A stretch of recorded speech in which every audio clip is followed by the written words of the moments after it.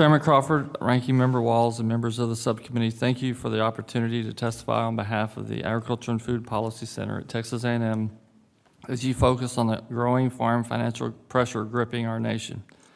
For over 30 years, we have worked with agriculture committees in both the U.S. Senate and House of Representatives, providing members and committee staff objective research regarding the potential farm-level effects of agricultural policy changes. Working closely with commercial farmers has provided our group with a unique perspective on agricultural policy. In 1983, we began collecting information from panels of 4 to 6 farmers or ranchers that make up what we call representative farms, located in the primary production regions of the United States for most of the major ag commodities. The results I'm going to discuss today focus on the financial condition at the end of 2016 and again at the end of 2020 for 63 representative crop farms located in 20 states. And figure 1 of my testimony has their locations if you're interested. The analysis utilizes FAPRI's January baseline commodity price projections, and we have a color coding system that I'm going to discuss. We have developed this to provide a quick way of showing how the farms are doing, much like your stoplight here in front of me. A green indication is a farm that only has a 25% chance of not cash flowing, or a 25% chance of losing the real equity. A yellow farm is indicated by a farm that has 25 and 50% chance of losing not cash flowing, and the same percentage for losing their real wealth. A red farm, as we have indicated here, has a greater than 50% chance of not cash flowing at the end of 2016 or 2020, and a greater than 50% chance of losing their equity. The figures 2 through 5 provide a listing of the farms characterized as either feed grain and oilseed, wheat, cotton, or rice. And I just mentioned the characterization is based on the whatever they have 50% or greater of in terms of their gross receipts. And as prices change over time, some of these farms that are characterized as like a cotton farm might actually be doing better because of the grains they've switched to than cotton, and we'll talk about that later, I'm sure. So getting to the results,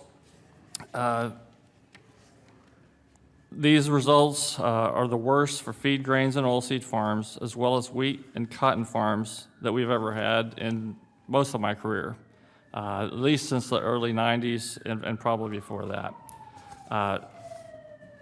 Specifically, 11 of 23 feed grain farms are projected to end the period in poor financial conditions, so more than half. 6 of 11 wheat farms are projected to end the period in poor financial condition, again more than half. 8 of 15 cotton farms, and the only bright spot of only 4 of 14 rice farms are expected to end the period in 2020 in the red or poor condition.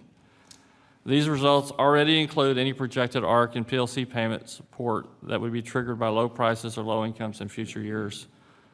We contact our individual representative farm members when we need their feedback on important events or issues. For this hearing, we specifically asked them about the financial situation in their area, how they were dealing with low prices, and overall observations of the current financial environment.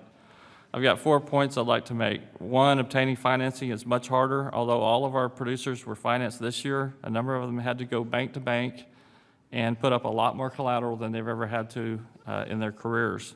Most feel that this year is going to be a bad crop year, and the situation for financing next year is going to be nearly impossible. Number 2, almost everyone said they were putting off machinery updates due to lean times. A number reported that hired laborers and they're going to reduce hired labor and reduce the amount of purchase inputs, which also runs counter to trying to make the yield that they're trying to do. Cash rents have come down a little, but nowhere near the amount that commodity prices have fallen, and that is due largely in part to multi-year lease arrangements, and some landlords just will not budge. And the last is probably the most concerning. Most of them are concerned about the future for themselves, but also for young farmers who don't tend to have the equity in their operations that older farmers would have. So I'm going to summarize my comments with 3 points I'd like to make. First, the low prices being experienced by most of our covered commodities are well below the cost of production for almost all of our representative farms. These farms have been shown to represent producers with well below average cost of production. So if our farms are hurting, the average farm or worse than average farm in this country is in terrible shape. And we've just shown that. Second, the current poor situation on farms across the country would be considerably worse if not for the safety net provided by both Title I commodity programs and policies and federal crop insurance.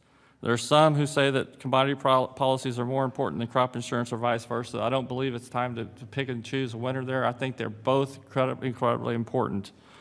For lenders tend to view crop insurance as being more important because the insurance guarantee is bankable, meaning it is something on which they can base a loan. On the other hand, producers see the commodity assistance as the only chance they have of coming close to breaking even in a low-price environment. And finally, in my opinion, the interest groups that continue to call for changes that would negatively impact these two key policy tools clearly either have no idea how difficult the financial situation is across agriculture, or they simply do not care.